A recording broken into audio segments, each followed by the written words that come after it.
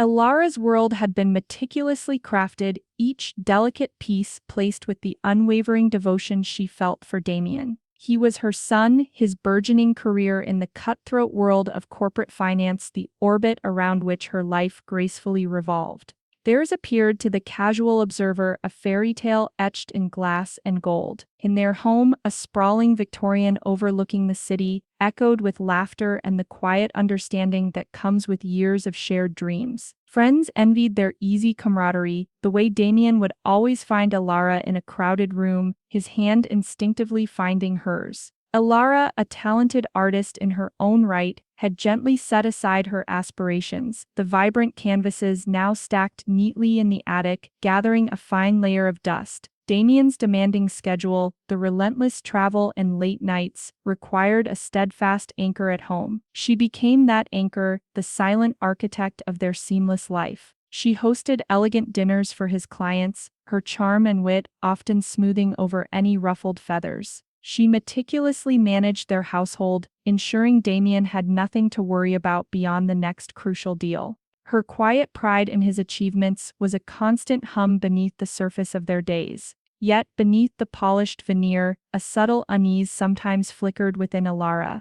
There were moments, fleeting but sharp, when Damien's attention seemed distant, his praise perfunctory. At company events, she sometimes felt like an elegant accessory, admired but not truly seen. His conversations would drift into jargon she didn't understand, his focus entirely consumed by the ambitious colleagues who populated his professional sphere. She'd brush these feelings aside, attributing them to the pressures he faced, the weight of his ambition. "He's doing it for us," she'd tell herself, a mantra of reassurance. The shattering came on a Tuesday afternoon, ordinary in its initial guise. Elara was tidying Damien's study, a space he usually kept meticulously organized, when she found it. Tucked away in the back of a rarely used drawer, beneath a stack of old financial reports, was a small, velvet-lined box. It wasn't the box itself that arrested her attention, but the carelessly discarded photograph lying beside it. A photograph of Damien, his arm wrapped around a woman with a sharp, almost predatory smile, their faces close, intimacy radiating from the glossy print. The woman was Serafina Voss, Damien's notoriously ambitious colleague, a name Elara had often heard but never truly considered a threat.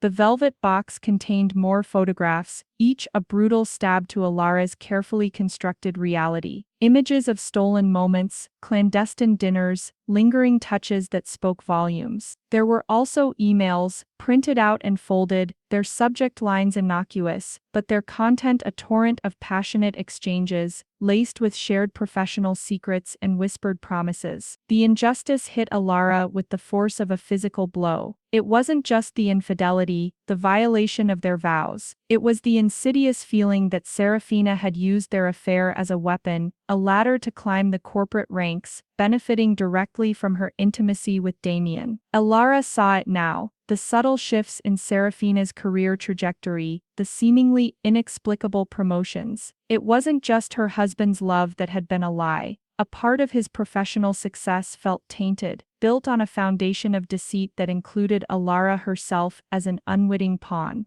The betrayal was twofold, aimed squarely at her heart and her understanding of their shared life. The perfect life she thought they had built was a mirage, and the woman in the photographs had been in on the illusion all along. The photographs and emails became phantom limbs, aching with a reality Elara couldn't reconcile with the man she thought she knew. Sleep offered no escape, only a relentless replay of Damien's smiles, his casual touches, now imbued with a sinister double meaning. Every shared memory was tainted, every whispered endearment a potential lie. She replayed conversations in her mind, searching for the subtle cues she had missed, the telltale signs of his duplicity. Had his late nights always been spent at the office? Had his business trips always been just that? The foundation of her world was crumbling, leaving her adrift in a sea of disbelief. The initial shock gave way to a gnawing pain, a raw wound that seemed to fester with each passing hour. Mixed with the pain was a bitter taste of foolishness. How could she have been so blind, so trusting? The sacrifices she had made, the dreams she had deferred, all for a man who had been leading a double life. The injustice of it all began to solidify into a cold, hard knot of anger in her chest. It wasn't just heartbreak, it was a profound sense of violation. Then came the final, brutal confirmation. A week after her discovery, driven by a desperate need for irrefutable truth, Elara had followed Damien. She told him she was meeting an old friend for lunch, and then, with a trembling hand on the steering wheel, she tailed his car. Her breath hitched when she saw Serafina waiting for him outside a discreet boutique hotel, her arm looping possessively through his. The easy intimacy, the shared smiles, the way Damien leaned down to whisper something in Serafina's ear, it was a scene ripped from the pages of the emails she had read. Watching them disappear into the hotel, the reality of their betrayal slammed into Elara with crushing force. There was no room for doubt now. The man she loved, the life they had built, it was all a lie interwoven with the ambition and deceit of another woman. In that moment, amidst the crushing weight of her grief and betrayal, a new feeling began to bloom. A quiet, steely resolve. The foolishness was gone, replaced by a sharp clarity. They had both played her for a fool. Now it was her turn to play. 3 weeks later, the news of Damien's sudden death rippled through their social and professional circles like a shockwave. A sudden cardiac arrest, the doctor had said, leaving no time for farewells, no chance for reconciliation. Elara, draped in black, played the part of the grieving widow with a quiet dignity that drew sympathy from all who knew her. Inside, however, the raw edges of her pain were slowly being smoothed by the burgeoning satisfaction of a plan taking shape. Damien's death, while not part of her initial discovery, now presented an unexpected opportunity, a stage upon which her carefully orchestrated retribution could play out. While the world saw a woman shattered by loss, Elara was meticulously sifting through the remnants of Damien's life. Her grief, a convenient veil for her investigations. Her intimate knowledge of his routines, his business dealings, his hidden corners, became her arsenal. She knew his passwords, the locations of his sensitive documents, the names of the people he trusted and those he didn't. She started subtly, accessing his private computer files, the digital breadcrumbs of his professional and personal life. She pieced together the extent of Serafina's involvement, not just in their affair but in several ethically questionable business decisions Damien had made in recent months, decisions that seemed to have conveniently benefited Serafina's career trajectory. Her first move was a carefully crafted anonymous email sent to a senior board member at Damien's firm. It hinted at irregularities in a recent lucrative deal Serafina had spearheaded, raising just enough suspicion to trigger an internal review. Elara used her understanding of the company's internal politics, the existing rivalries and unspoken tensions to ensure the information landed in the right hands. The email was vague enough to be deniable, yet precise enough to plant a seed of doubt. Next, she turned her attention to Serafina's carefully constructed public image. Elara knew Serafina's relentless pursuit of accolades, her almost desperate need for validation. Using an untraceable online account, Elara began to subtly leak carefully curated information to industry blogs, whispers of Serafina taking credit for others' work, of her ruthlessly stepping over colleagues. These weren't outright accusations, but rather insinuations, designed to chip away at Serafina's pristine reputation, to sow seeds of unease among her peers. Throughout this, Elara maintained her facade of the grieving widow. She accepted condolences with grace, allowed friends to fuss over her, and even interacted with a surprisingly supportive Serafina, who seemed to be navigating her own version of grief. Elara observed Serafina's performance, noting the subtle shifts in her demeanor, the almost imperceptible air of ownership she now seemed to possess, the veiled references to her close working relationship with Damien. Each interaction fueled Elara's resolve. Serafina believed she had won, that with Damien gone, her path was clear. She had no idea that the game had just begun, and Elara was playing a far longer, far more intricate hand. Her earlier perceived naivety was now her greatest weapon, allowing her to move unseen, underestimated, while she meticulously laid the groundwork for Serafina's downfall. In the weeks following Damien's funeral arrangements, Serafina initially moved with a quiet confidence. There was a subtle shift in her demeanor at the office, a newfound air of authority that hadn't been quite so pronounced before. Perhaps she believed that with Damien gone, the path to further advancement was now unencumbered. She offered Elara polite condolences, even a few awkward attempts at shared grief, speaking of Damien's vision and how she intended to carry it forward. Elara met these overtures with a serene sadness, her eyes holding a depth Serafina couldn't quite decipher. However, the subtle pinpricks Elara had initiated began to have their effect. The internal review, initially dismissed as routine, started to unearth minor discrepancies in the deal Serafina had championed. While nothing directly implicated her yet, the questions being asked, the scrutiny she was now under, were undeniably unsettling. Simultaneously, the whispers online, the anonymous comments questioning her rapid ascent, began to circulate within her professional network. She noticed the subtle glances, the slightly cooler tone in some colleagues' greetings. Serafina, sharp and perceptive, didn't take long to sense that these incidents weren't random. A prickle of unease turned into a gnawing suspicion. Her mind raced, trying to identify the source. Elara, in her quiet grief, seemed the least likely culprit.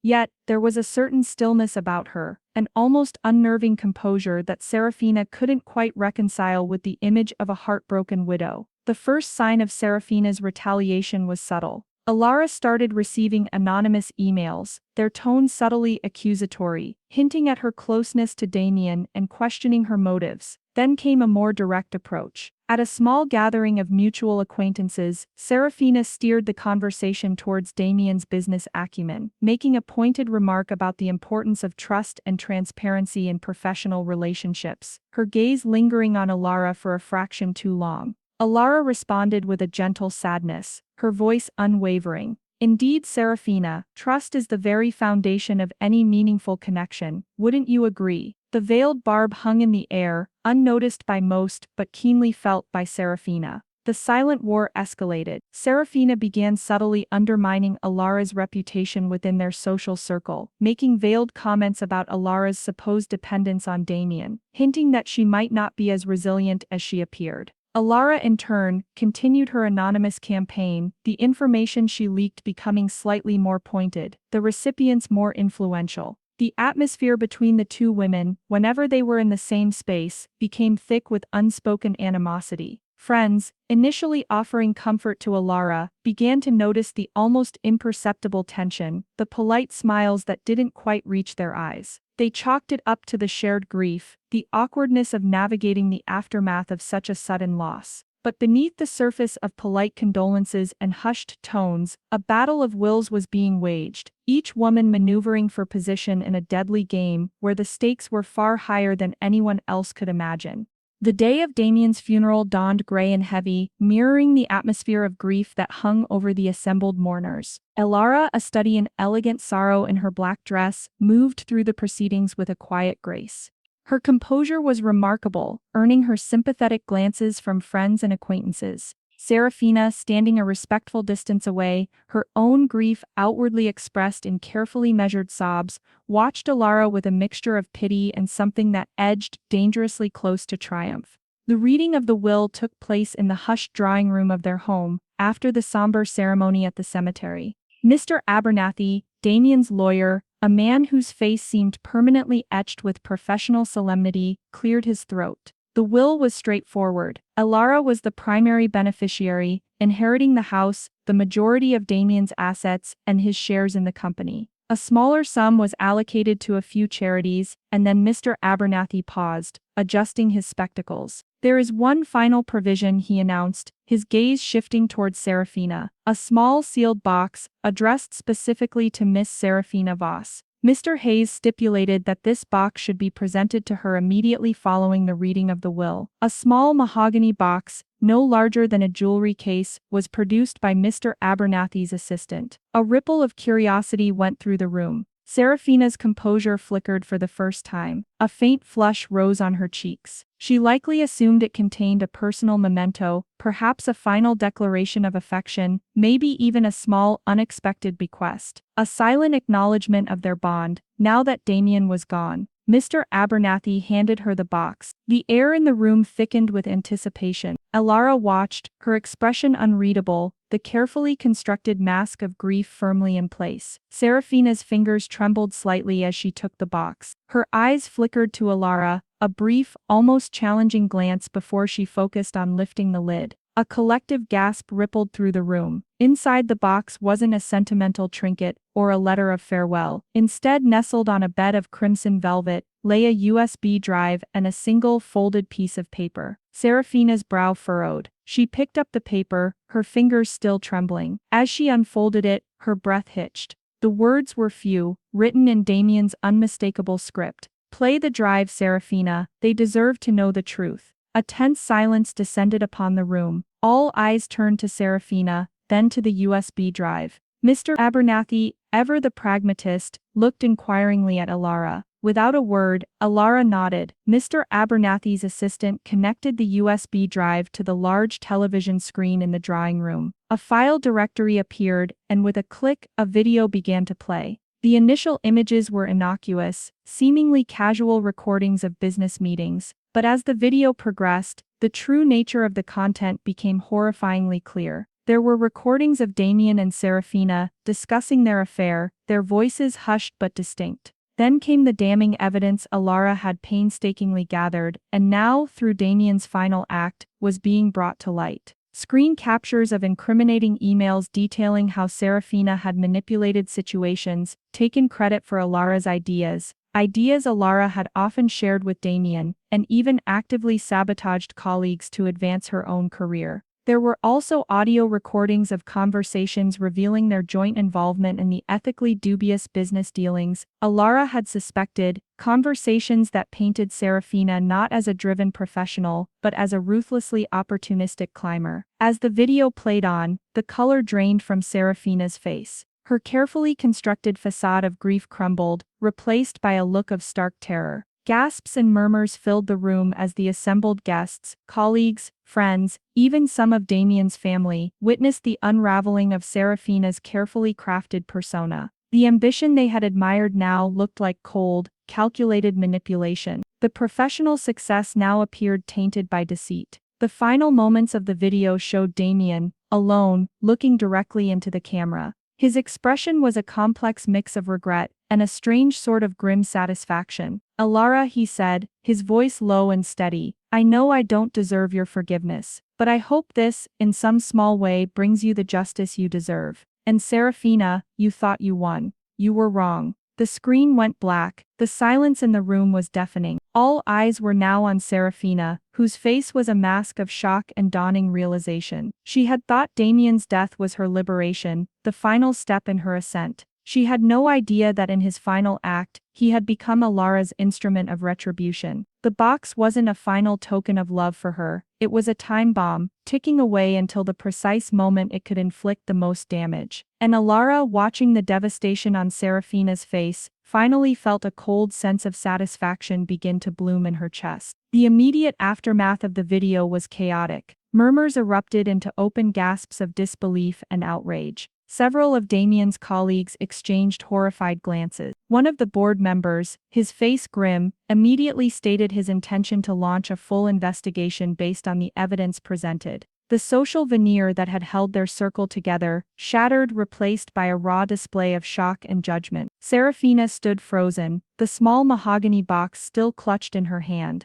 her eyes wide with a dawning horror. The triumph she had likely felt at Damien's passing had evaporated, replaced by the stark reality of her public exposure. The whispers had become a roar, the subtle unease now a palpable condemnation. She tried to speak, to offer some explanation, but the words caught in her throat. The room seemed to shrink around her, the accusing gazes of everyone present a suffocating weight. Within minutes, several people, their faces tight with disapproval, began to quietly leave. Elara watched the unfolding scene with a detached sense of calm. The years of suppressed hurt and the burning need for retribution had culminated in this moment. There was a certain satisfaction in witnessing Serafina's downfall, in seeing the truth laid bare for all to see. Yet, amidst the satisfaction, a subtle emptiness lingered. Damien was still gone. The life they had built, however flawed, was irrevocably lost. The revenge had been for the injustice, for the betrayal, but it didn't bring him back, nor did it fully erase the pain she had endured.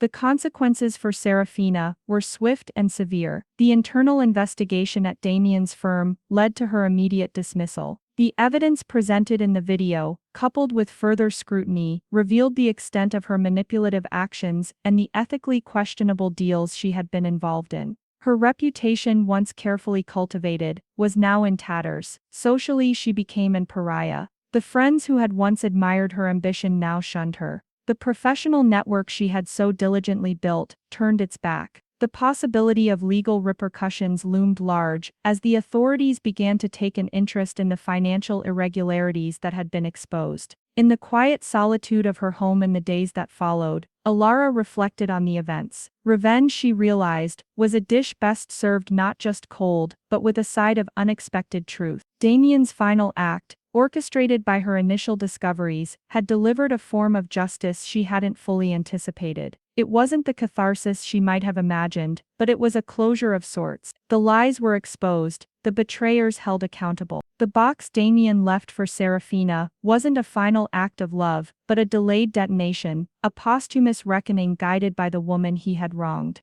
Justice, Elara mused, could sometimes arrive in the most unexpected packages, long after the perceived victory of the deceitful. And sometimes the greatest weapon against betrayal wasn't immediate fury, but the patient, meticulous unveiling of the truth.